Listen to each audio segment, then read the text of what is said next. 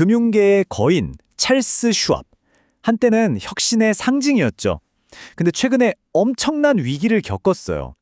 그래서 오늘 우리가 던져볼 질문은 이겁니다. 지금 슈왑에 투자하는 게 과연 기회일까요? 아니면 정말 피해야 할 함정일까요? 자, 그럼 바로 본론으로 들어가 볼까요? 슈왑, 정말 거대 기업이죠. 자산이 9조 달러나 되니까요. 근데 지난 몇 년간 정말 격동의 시기를 보냈단 말이에요. 그래서 투자자들이 지금 딱 이런 질문을 하고 있는 겁니다. 이게 진짜 역사적인 매수 기회일까? 아니면 잘못 발들이면 큰일 나는 함정일까? 이 질문의 답을 찾으려면요, 몇 가지를 차근차근 짚어봐야 합니다.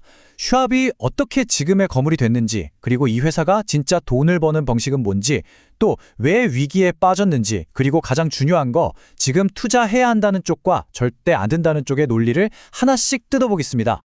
자, 첫 번째 이야기입니다. 모든 것의 시작은 바로 개인 투자자들의 혁명이었어요. 슈왑이 어떻게 그 월스트리트의 비싼 수수료 장벽을 무너뜨리고 말 그대로 개인 투자자들의 영웅이 됐는지 그 이야기부터 시작해보죠. 슈왑의 역사를 보면요, 이건 거의 파괴적 혁신의 연속이에요. 1970년대에는 우리 수수료 확 낮출게 하면서 할인 브로커로 시장에 충격을 줬고요. 90년대에는 수수료 없는 펀드 슈퍼마켓을 만들어서 또 판을 뒤집었죠. 그리고 결정타는 2019년이었어요. 이제 주식, ETF 거래 수수료 다 없앤다. 이 제로 수수료 선언 한 방에 사실상 경쟁사들이 다 백기를 들었죠. 그리고 그 기세를 몰아서 최대 라이벌이었던 TD 아메리트레이드까지 인수해버립니다. 이런 파격적인 전략, 결과가 어땠을까요? 어마어마했습니다. 고객 자산이 무려 9조 달러, 우리 돈으로 1경 원이 넘는 돈이에요. 상상이 가시나요? 그야말로 금융계의 공룡이 탄생한 순간입니다. 근데 여기서 우리 투자자들은 딱 이런 질문을 해야 돼요. 아니, 거래 수수료가 공짜면 도대체 얘네는 뭘로 돈을 벌지? 바로 이 지점에 슈왑의 가장 큰 비밀이 숨어 있고요. 동시에 최근 위기의 씨앗이 되기도 했습니다. 핵심은 이겁니다. 슈왑은 그냥 증권사가 아니에요. 증권사 옷을 입은 거대한 은행이라고 생각하셔야 돼요. 수수료가 주수입원이 아니라 전통적인 은행처럼 이자 장사를 한다는 거죠. 이걸 전문 용어로는 순이자익, 영어로는 NI라고 부르는데요.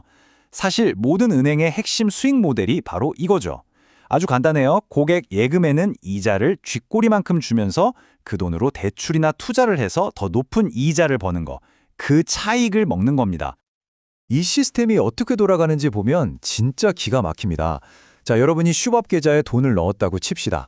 근데 바로 주식을 안 사고 잠시 놔둔 돈, 수입 캐시라고 하는데요. 슈왑은 이 돈의 이자를 0.1% 거의 안 주다시피 해요. 그러고는 그 돈을 싹 모아서 4%짜리 장기국채 같은 안전자산에 투자를 하는 거죠. 그럼 그 차이, 3.9%는 고스란히 슈왑의 주머니로 들어가는 겁니다. 마법 같죠? 바로 이 금리 차이, 이자 스프레드. 이게 바로 슈왑이라는 거대한 수익 기계를 쉴 새 없이 돌리는 연료인 셈입니다. 굴리는 돈이 수조 달러 단위니까 이 작은 차이가 모여서 정말 막대한 이익을 만들어내는 구조예요. 몇 년 동안 이 사업 모델은 정말 황금알을 낳는 거위였어요. 그런데 2023년, 바로 그 황금알을 낳던 거위가 슈왑의 가장 치명적인 아킬레스건이 되어버립니다. 대체 무슨 일이 있었던 걸까요? 이 슬라이드가 그 문제를 아주 명확하게 보여주는데요. 금리라는 게 정말 양날의 검이었던 거죠. 2022년 이전 저금리 시대에는요, 이 사업 모델이 아주 잘 굴러갔어요. 안정적으로 순이자 이익을 쭉쭉 뽑아냈죠. 그런데 2023년 연준이 미친 듯이 금리를 올리기 시작하니까 상황이 180도 바뀝니다. 슈왑이 사뒀던 저금리 채권 가격은 그냥 폭락해버리고요. 장부상에 엄청난 미실현 손실이 찍히게 돼요. 동시에 고객들은 아니 여기 이자는 왜 이래 하면서 더 높은 금리를 주는 곳으로 돈을 빼다기 시작한 거죠. 이걸 느린 뱅크런이라고 부릅니다. 이 느린 뱅크런 때문에 슈왑은 최악의 상황에 몰리게 됩니다. 떠나는 고객들한테 줄 돈이 부족해지니까 비싼 이자를 주고 외부에서 돈을 빌려야 했던 거예요. 당연히 핵심 수익이던 순이자 이익은 박살이 났죠. 이거 어디서 많이 본 그림 아닌가요? 맞습니다. 실리콘밸리 은행을 파산시킨 것과 정확히 똑같은 메커니즘이었어요. 당연히 시장에서는 슈왑도 위험한 거 아니야? 하는 공포가 확산됐죠. 자, 들어보면 정말 심각한 위기였잖아요. 그런데도 왜 많은 똑똑한 투자자들이 바로 지금이 슈왑을 살 절호의 기회다라고 외치는 걸까요?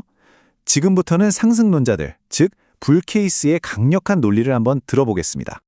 상승론자들의 핵심 논리는 이거예요. 시간이 약이다. 즉, 시간이 지나면 모든 게 해결된다는 거죠.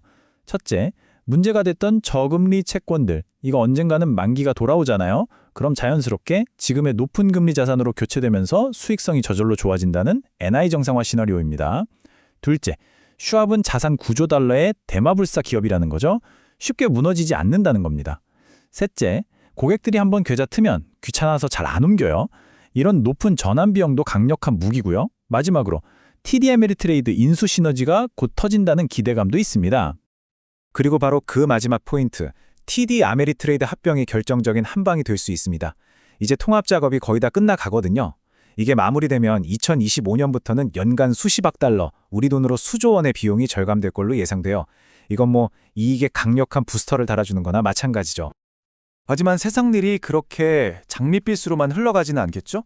이번에는 반대로 여전히 신중해야 한다고 주장하는 비관론자들, 즉 베어 케이스의 논리를 들어보겠습니다.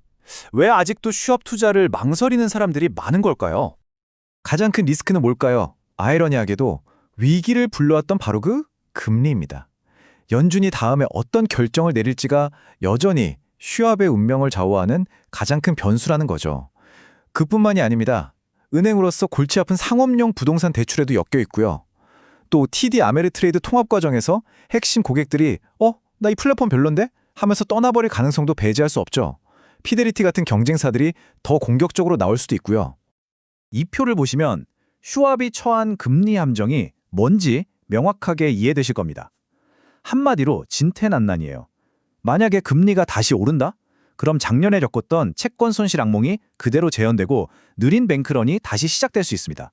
최악이죠. 근데 반대로 금리가 너무 빨리 떨어진다. 이것도 문제입니다. 왜냐하면 새로 투자하는 자산의 수익률이 낮아지니까 시장이 기대하는 만큼 이익 회복 속도가 안 나올 수 있거든요.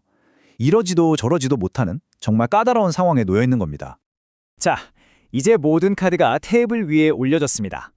결국 투자자의 선택은 턴어라운드에 대한 희망과 아직 사라지지 않은 리스크 사이에서 저울질하는 것이 되겠죠. 결론적으로 찰스 슈왑에 대한 투자는요, 이 한 문장으로 요약할 수 있습니다. 시간이 지나면 슈왑의 핵심 수익원인 순이자 이익은 결국 정상화될 것이다. 바로 이 강력한 턴어라운드 스토리에 대한 베팅인 셈이죠. 여러분은 이 스토리를 믿고 그 시간을 기다릴 준비가 되셨나요? 오늘 상승론과 비관론, 양쪽의 이야기를 모두 들어봤습니다. 이제 선택은 투자자인 여러분의 몫입니다. 찰스 슈왑의 미래, 과연 예정된 회복의 길을 걷게 될까요? 아니면 여전히 터지지 않은 시한폭탄을 품고 있는 걸까요?